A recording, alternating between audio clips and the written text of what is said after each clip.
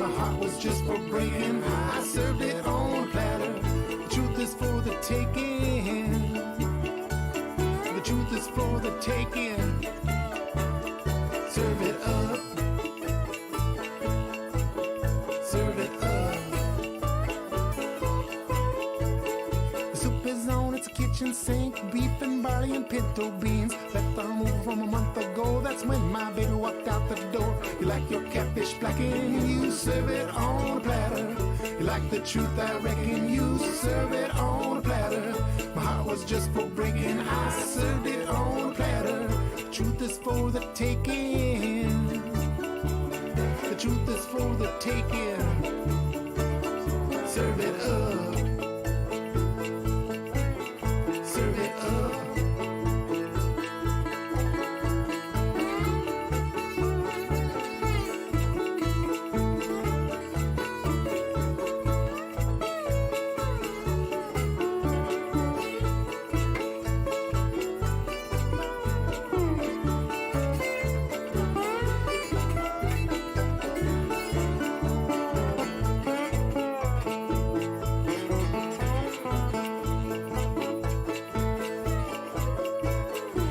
Been lonely for a month or more. Big old stretch of lonesome road. Been a long time since I saw your face. Nobody home to fill my plate. Like your catfish black and you serve it on a platter.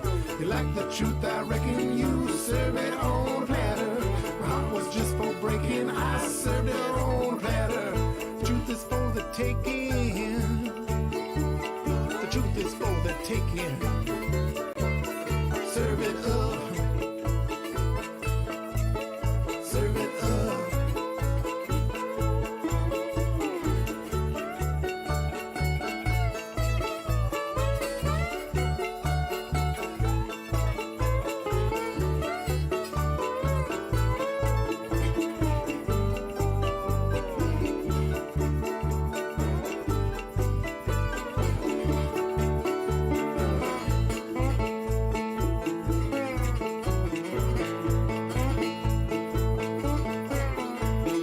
Wastelands are cruel and mean, ragged old weeds and scrub oak trees. I pass along a little I know from the educated mind of a 13-year-old. Like your catfish black and you serve it on a platter. Like the truth, I reckon you serve it on a platter. My heart was just for breaking. I served it on a platter. The truth is for the taking. The truth is for the taking. Serve it up. Serve it up. Serve it up. Serve it up.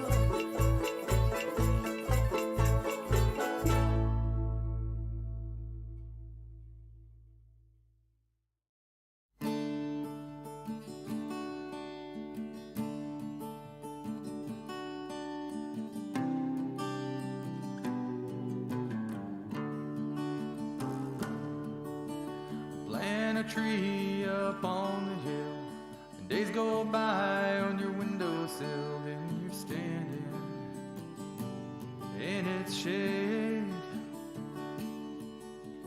Raise your children tall and proud, chase away the lightning clouds until you finally get old and gray. We all fade away.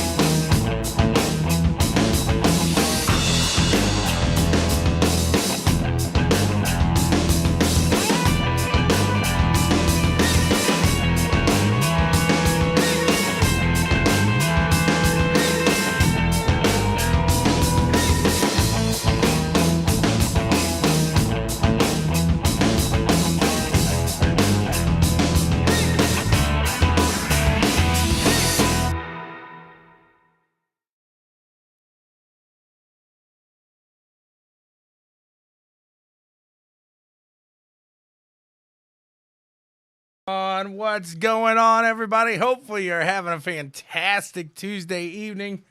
We lost you, Matt. We lost you.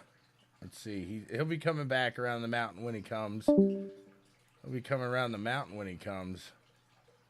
He'll be coming around the mountain. He'll be coming around the mountain. He'll be coming around the mountain when he comes. You got me, Matt? His computer. Oh, no. Right there. What a perfect time. What a perfect time. No, it's all good there. We'll just do. Oh, baby. I'll be back on here in a minute. He says, whoa it up here. I'm not going for good. But, hey, what a weekend in racing. A full weekend at that. As we had F1. We had the 12-hour of IMSA or at Sebring. We had NASCAR. We had IndyCar. So if you were a race fan, this weekend was your weekend. This was a weekend to never forget. A new era in F1 sparks it first. And, man, what a race that was. That was an absolute blast to watch, to follow. And I think the anticipation was met with a solid output there by the new cars and the new era, if you will. What do you think? Were you able to catch any of the F1? Yeah, I thought the F1 race was actually pretty good. The Alfa Romeo, man. Last week we were on our preview show. I said about Terry Botas and that car, and he proved me right, I guess. They looked really good, but I want the bad luck for Red Bull. A strong showing of Ferrari, not just a good area from Ferrari team, but on the Ferrari motor and stuff too. Like it was pretty good outing for Ferrari across the board for the first one for the year. Yeah, absolutely. I mean, I would say Red Bull, they were that close and that close to having a solid finish, but that reliability right at the end. And, that's something we're going to have to continue to watch is they did take over that Honda power unit. So it's possibility maybe these guys don't have it set just yet, as this is Red Bull's first go at that. So it'll really be interesting. I think Max, very upset at the team overall. Didn't seem to be happy whatsoever. And I mean, rightfully so. You see how close a championship can come down at the final bit of the season, and you don't need a DNF. You don't need a position out of the points to help you make it even more stressful. Because the way it looks this year, it looks like Charles Leclerc has it really, really locked down, and we thought Sainz was going to be that guy. But I think Sainz is having a little bit of, I'm not going to say an issue because he's still a very strong driver, but he's having a little bit of a slower come up here to catch up to this car with the new regulations. What do you think there? Yeah.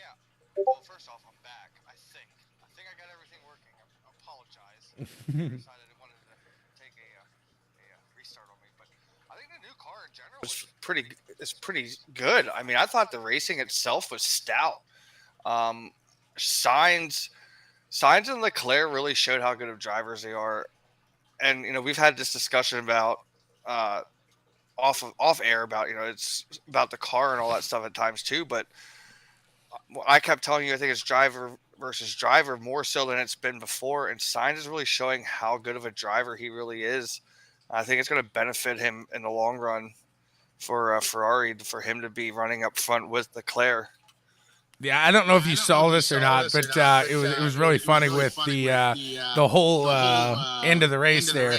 You got Leclerc, and he's messing around with these guys, and he straight up is like, "Hey fellas, this is not going to be good because something's messing up here." So he was messing around with his engineers. They were like, "Man, I don't see anything. What's going on?" So it was pretty funny there for him to pull that on those guys, especially after coming off 2 years almost with no victory. So it seems like everybody at Ferrari pretty lighthearted. They were very ecstatic to get that 1-2. We saw 1-2 last year in the entire season. That was McLaren at Monza. So they could have just topped that one time. So, and like Cracky says, Hamilton has a 15-point lead after that, and that's the biggest lead he ever had last year. But let's talk about that for a moment. As Mercedes, they come out, they should have finished what would have been a fifth and sixth, but they're able to scrape away with a third, fourth place victory. So a solid outing for them. But I mean, what did you think? What do you think overall? Especially when you see Bottas really battling it out, and he only finished one place behind Russell, the guy who took his seat last year, in a much, what a lot of people would say, inferior car. Well, he finished 2 spots behind. He ended up 6th because you forget K-Mag was 5th, which was a great showing for Haas. That's right. Yep. And again, that's a Ferrari. But I want to talk about because you said about Mercedes finishing 3 and 4, but I really think Red Bull was probably the only car that could compete with that Ferrari in that race. It just so happened they had that bad luck back to back with Max with his mechanical issue, and then Checo spinning. So Mercedes really was not even a factor when it came to the end of that race. I think we might see a lot of that, to be honest with you. Yeah, I would agree with you there full-heartedly. I think exactly what you're saying is those guys really got it down. The only thing you got to worry about is that reliability. You see any bit of reliability issues like that, and that's going to really get Max flustered. You're good now. I got you. It's going to get Max flustered, and you don't want Max to be flustered because at that point you got Checo flustered, and then everybody's starting to kind of chase their tail, I think, at Red Bull, and you don't want to be doing that too early. But we can't forget that Ferrari also put a lot of their eggs into this basket here, so they were really putting that money from last year into this year's vehicle. So, it's kind of a chase or a catch-22. You wonder, maybe these teams do catch up here in a couple weeks, but still, to take these first couple weeks and really run with it and do what you can, they're looking good going into Saudi Arabia here for this weekend here, the double header as they call it. Yeah, so can I go back? So you made the comment about Leclerc joking with his guys. Isn't it great to see him having fun right now? I know it's just the first race, but the look on his face in victory lane and how much fun he looks like he's already having in that car. I think that's great for him. I think it's great for the sport in general. Yeah, I would agree with you. I think a lot of that, I do believe, goes to Sainz being part of that team. I think you look at across the board at any time Sainz has been on a team, it's good, it's uplifting, and people really seem to get into that feeling. I guess that it's an infectious feeling around the paddock, if you will. So definitely, I mean, you saw Max and Leclerc really battle it out for the lead for 3-4 laps here, just going right at it. So what an incredible, I'm over here screaming, this is what we wanted. This is what we wanted. I mean, this is what a fun race to watch. It's unfortunate, like you said, that the Red Bulls, both of them, but you got to give Hamilton credit for not slamming Checo there at the end when Sergio lost that turn. He lost power in the middle of the turn. The back tires, he said, just locked up on him. And Hamilton very easily, if he was not being very aware and if he wasn't a good driver, could have been caught up very quick, and that could have been ugly real fast for the Mercedes. Yeah, and you know what? The one thing we didn't talk about for that first race, and obviously I was really high on both of them when we went through our rankings, but what about the McLarens? How disappointing was it to see them not even be anywhere close to being competitive compared to everybody else? They got outran by Williams and Albon. They got outran by Lance Stroll. They got outran by both Haas and both Alfa Romeos too. Both Alfa Romeo. Yeah, I was thinking AlphaTauri, but yeah. So yes, that is an interesting little bit there, and it's going to be very interesting to watch going forward, as a lot of people thought that car was going to really fight for wins here this year. So very interesting to see their take. I think they swung and they missed there, so it's almost back to the drawing board. Not completely, but they have to step back. They have to really evaluate. I didn't think Daniel Ricciardo was going to have a solid race, not having the practice with him being out such as that. But we kind of expected Norris to be up there.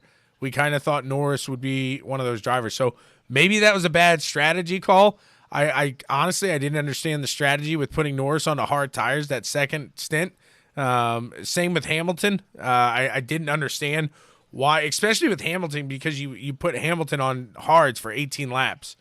Guys were making softs last 18 laps. So that kind of really threw me off, and maybe that's just part of the new car and really trying to figure out what those tires are going to do, because I think a lot of people were very happy with the yellows when they put those on, those medium compound.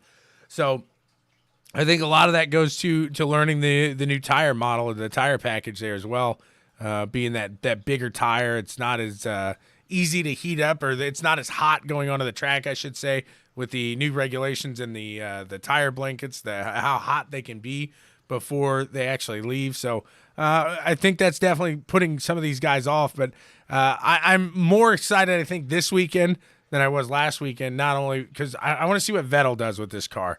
I'm interested to see where that Aston Martin really lines up, because I think Vettel is your better benchmark, if you will. I don't think Hulkenberg was necessarily 100% ready for that.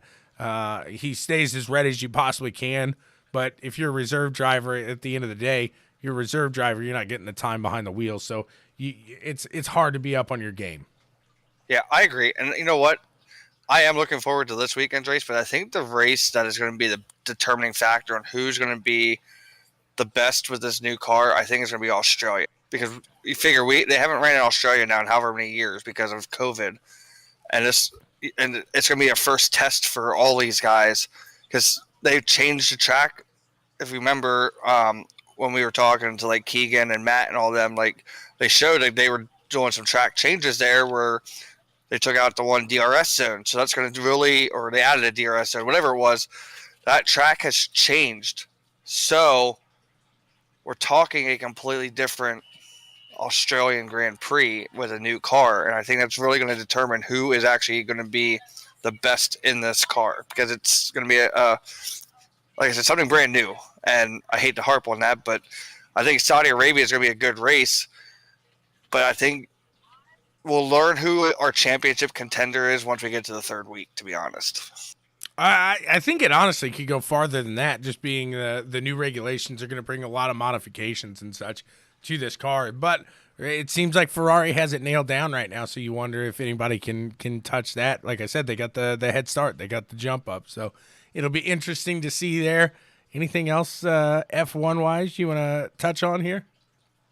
Other than kudos to Haas and Alfa Romeo, man. Like I said earlier, but I was big. I was big on Bottas in our show last week on how I thought he was going to make that car shine, and their rookie ended up getting a point too. So I really think Alfa Romeo is actually going to surprise some people this year, and Bottas is going to be really, really good in that car, and even Haas. I know Schumacher was 11th, but this has been one of the best races they've had as a team in general. So kudos to both of them, man. Like I'm excited. I've never been so excited to watch Formula One in my life. I mean, I've obviously I'm a fan, but I'm more excited to watch this year than I was watching Max win the championship last year. Yeah, I mean it's definitely, like I said, there's new regulations for sure, bringing some more fun into the game here. So we move on over to the other form of open wheel, which was racing this weekend, onto the oval. And it's disappointing when you turn on the TV and you see just the lack of people in the stands there. So, I mean, is that something you noticed at all when you're watching that? Yeah, so, okay, I'm going to be honest with everybody here. I was napping for most of the Texas race. I got home late. The girlfriend and I were at a concert Saturday, and it was a late night, and I was trying to catch up on sleep. But I did see the highlights, and I did see the crowd, and that is kind of disappointing. It was just like the NASCAR race at Atlanta and how empty that was. I thought that would be packed, new track surface and all. Yeah, for an oval, man, like I expected it to be at least 3/4 full for IndyCar. And that's the thing. IndyCar fans scream, "We want more ovals. We want more ovals." But yet you see this, and do you want more ovals? Because St. Pete was packed. St. Pete was actually, I mean, that was a packed house right there. One of the biggest, if not the biggest, showing they've had. And then you go here, and there it looks like 12 people, are in the stands. I know it's more than 12, but still, I mean, it's not much. So I asked you earlier to think, what do you think? What tracks could take over? What could they do? Excuse me there. Hiccups to really get people in a oval stadium outside of Indy, or do you think IndyCar eventually turns into a one oval and the rest road street courses? I mean, the way it's going, it looks like it's going to be one oval and the rest are street courses, but we need, like, I don't know, diversity, I guess, because, like, Texas is 1.5 miles, and it always puts on a good show, but not everybody wants to go to that. And you got to, like, diversify your fan base a little bit. So, like, a lot of people probably don't remember, but, like, Auto Club, when they had IndyCar, always was a packed house. I think there was more fans for the IndyCar race at Auto Club than there was for NASCAR races, if you really watched on TV. So I think you need more openness when it comes to, like, tracks. I think a track like Richmond, I think they should bring Richmond back. A little short track would bring some fans back. I think maybe the new Atlanta track would be good for some oval racing for these guys. I think it might draw some interest. Yeah, I don't know, dude. I'm with you though. I think I'm kind of with you. Like, I think Indy is going to be the only oval track when it's all said and done. I think this is just going to be Formula One in the United States. With one oval, I do. I think that's where it ends up. It's hard to say that it's not with what's going on right now, and you see that. But you see those old tracks like Michigan, Milwaukee. They've ran Kentucky before, but you just wonder, can these newer cars, these updated cars, really hit those same tracks? I mean, maybe restrict them, do something there. I think people in America, you want to see ovals. That's what we were raised on. We had NASCAR. You had IndyCar when it was kart.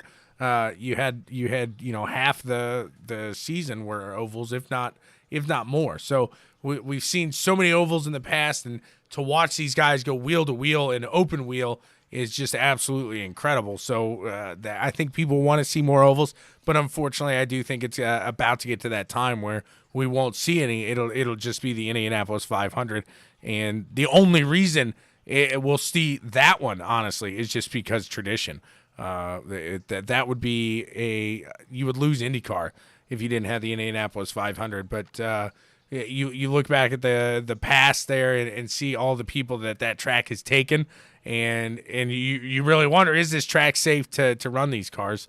So I know now it's the cars are a lot safer, and you haven't seen any mistakes, any big things since the 90s happen here that I can recall. But still, at the end of the day, I mean, you got James Hinchcliffe, that injury. Now, that could have happened anywhere, but more likely to happen on an oval than it is on a road or street course. So I think the series would love to put more ovals on it, but at the end of the day, I think like we're saying, you're going to lose those ovals, the allure to them, if you will. But we'll see how Gateway turns out. I think we got Gateway in Iowa outside of the Indy 500. You're obviously going to have a big turnout for the 500. But like I said, I think you look and see what Iowa, what was the other one I just said? Darn it, Gateway. Yeah, what those guys turn out, and that'll give you a better picture of maybe, like I was saying, the future of ovals in IndyCar. So this isn't, again, I'm not bashing IndyCar and I'm not bashing the Indy 500, but the significance of the Indy 500, I think, is what's taking away, like, how good the Indy 500 has been the last however many years. I think it's taking away a little bit of the excitement of going to an oval, because when they get to Indy, you're going to get a good race no matter what. Texas, obviously, the finish was fantastic. Texas usually always has a great race, always has a great finish. I forget what year that was where you had like Graham Rahal and whoever else, they were all like 3 wide coming across the line. That was also a night race, and I think a lot more people were intrigued because it was a night race and they weren't competing with anything else at the time. I think the fact that NASCAR has been so exciting too this year with the new car, I think that turned a lot of people away from wanting to watch IndyCar on ovals this year because it's going to be ho-hum, same thing. I think where they would excel though is if they would bring a track like Richmond back, another short track. I know we have Iowa, but a track like Richmond, like make these guys have to pass and work hard and whatever. I think you might draw some more interest from people in general of wanting to go to an IndyCar race again this year or in the future. And that's what they used to do the Milwaukee Mile there. And I just don't know if that track could really handle the car nowadays, because you look back at that and when they were doing that, the car is probably 3/4 of the size it was now. I mean, the length on these cars and the width of these cars so much different than what they used to be when they were running that. So it would be interesting to see if they were able to really make that a solid one. But I would love to see, like you're saying, some kind of short track back in the action though. But what a finish. What a finish for Newgarden, man, to come up. And Scott saw that $600 because Roger Penske, the captain, he says, whoever gets me my 600 win, I got $600 for you. And he's sitting there, and McLaughlin's looking right at that. He's saying, I'm going 2 for 2, baby. One road course, 1-0. No. As Newgarden floats by him there on the final lap and gets around him for that win. What a dig by Newgarden there to get up there. And I believe he had to put those tires up into that PJ1, that nasty stuff to get it done. But, hey, it's last lap. You're going to give it your all there. Yeah, I'll tell you what, dude. And I know I said it, but Texas is probably one of my favorite ovals when it comes to Indy cars. The finish that they always have there, it's incredible. And Newgarden with that move, dude, that was like, woo. All right, I see you. That's glimpses of the Newgarden we saw, when he was winning that title, that championship. Because I don't feel like he really had that factor last year. And I think right now Penske's team is just absolutely on fire, and they're going to be hard to stop. And they're rolling into May. They're getting close here. We're almost 1 month away. We're almost 30 days away from the greatest month of the year, and Penske's rolling with some momentum right now. So is this the year? I saw somebody post on this earlier on an IndyCar Facebook page. Do you think Newgarden is the best driver right now without a 500 title? Oh, absolutely. Because you can't really make the argument for Scott McLaughlin because he doesn't have the experience like Newgarden has. Newgarden's got championship under his belt, so absolutely Newgarden is the best without an Indy 500 title. You look at Palou, he's got a title under his belt, but no 500. Now, obviously, he's a lot younger. I'm trying to think just off the top of my head. Obviously, your big ones, your Dixon, those guys, they've got them. But it's hard not to argue that Newgarden right now is that top guy. Just every time he pulls into May, his lips are salivating, his tongue is drooling. He wants it so bad. And I was able to talk to him. It was a couple years ago. And, I gave him a lot of credit when he won that championship. He was very focused on that championship, but it almost immediately switched back to the 500. And he said the reason everybody just loves the 500 is because you get one chance in the season to get that bad boy right and to get your picture on that trophy. He says you get a whole season to pull together a title here. So it just means so much more that you guys were able to make that day so special there and drink the milk to be there at the end. So it's interesting, like I said, you see Newgarden with this, I think it's a new engineer there. Cindric has moved up, still helping out obviously, but Cindric moving up in his role at Penske. So it'll be interesting to see if Newgarden, you got this first oval. We got nothing but road courses here until the 500. So you get on that roll, you get feeling good, and it could be a year. So it'll be interesting to see if Newgarden can take that momentum and roll it through to the 500. Talk about momentum, talk about rolling into the 500. What'd you think about Jimmy Johnson? It would be a shame to not talk about the sixth place finisher here at Texas. You got to give him credit, I think. Yeah, I I was impressed to see that this was a Jimmy Johnson that we used to see in NASCAR at Texas.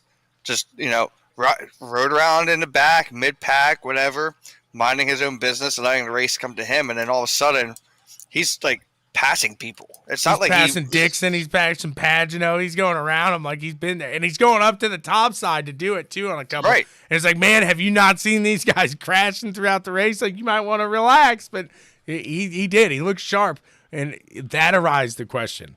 That makes you think: is there a chance? Is there a chance that they get the strategy right? They see themselves in victory lane here, Chip Ganassi with another 500 win, and I think it's damn possible.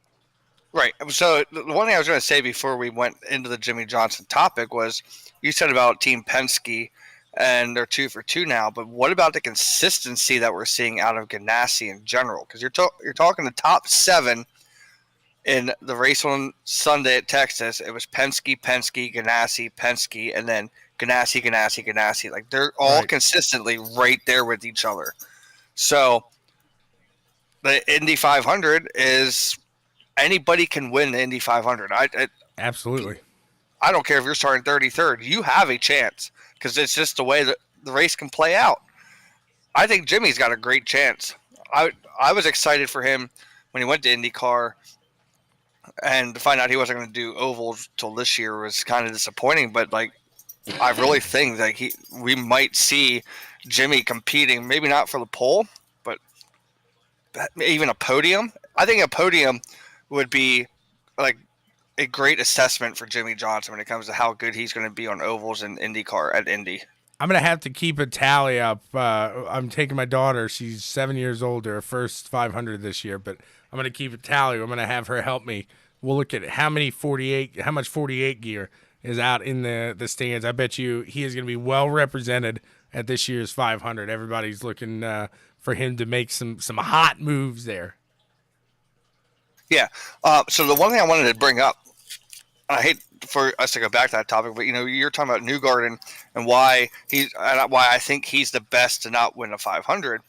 And you can agree with me, you may disagree with me on this, whatever. But if you look at the history of IndyCar racing, like, not too many guys stay in the sport for long periods of time, and I'm talking like more than 10 years. You have that rare occurrence like Scott Dixon, Will Power, etc., etc.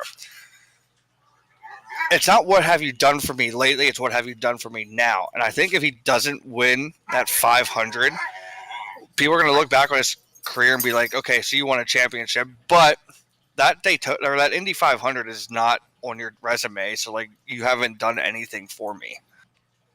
And I think that's hanging over his head. Is he wants that.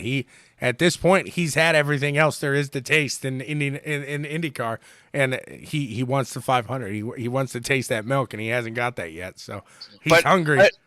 But I think to the point that you said about Pallot's still young. He still has a few years yet to prove, hey, you know what? I'm capable of winning the 500. Newgarden does not have much time left to prove that he can win the 500. Well, Newgarden's still young. Like, if you look at the career that Will Power and those guys have had and the age of those guys, if Newgarden's able to pull out some wins and keep it with Penske, he could have another 10 years behind that wheel. So he could. He could, but it's not a guarantee, though. No, not at all. It's not like Palou, who's, oh my God, my partner here is being a pain. It's not like Palou, though, who's like, he's going to be guaranteed at least another 5-6 years in Ganassi with that championship under his belt. So but there's no guarantee that Newgarden, and it's nothing against Newgarden. I love Newgarden. I think he's one of the best American drivers in the entire IndyCar series. But I really think that, like, you're talking about a guy who has 2, maybe 3 years of what proved to me that you still deserve to be in a top ride and get me that Indy 500. And that's where I think the difference is going to be. Like, Palou's got all this time left in the world where he doesn't have to worry about it, and he's going to be there. And Newgarden, it's like, you got to win one now. It's closing in on him. You're definitely right there. I see what you're saying 100%. So it's going to be interesting to see. We're going to talk about the Andretti woes the next time around. It's been a rough start here for the Andretti team, so we'll cover that in the next episode. Anything else IndyCar you want to touch on from the weekend?